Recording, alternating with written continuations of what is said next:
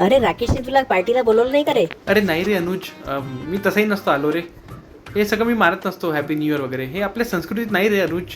चालला कारण सांगते हे आपल्या नुसता. संस्कृतीच नाही आहे अनुज. संस्कृती? मी म्हणून मी येणारच नव्हतो अनुज. काय सगळं वेडे पण आहे रे. रात्री जा पार्टी करा आणि सगळे काय काय पितात. तुला तर माहित आहे अनुज, मी निर्वसनी आहे. काय काय काय काय बोलला तू? निर्वसनीय. अरे हा. निर्व्यसनी असते रे कसं बावल्या. मी काय केलं असतं अनुज तिकडे यार. न मला नाचणं आवडतं ना, मग त्या काय बापाच्या करणार लग्नात तिकडे? कसा नाचला होता मॅडम सांग आता? यार अनुज. त्यापेक्षा मी मस्त घरी एकटा मराठी गाणी लावेल आणि एन्जॉय करेल मराठी गाणी? आणि अबे, हॅपी कोरियन न्यू इयर ऐकते ना साजरा साला. करेल.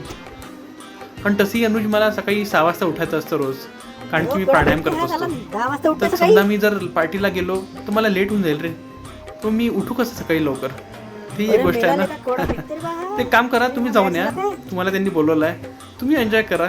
मी इकडे मस्त मराठी गाणे ऐकून मी एन्जॉय करेल. ठीक आहे. राखीनीले बोलवलं नाही तर कसं कारण देते पाय. चांगलंच झालं या बावल्याला बोलवलं नाही. मॅड केलं असतं झालं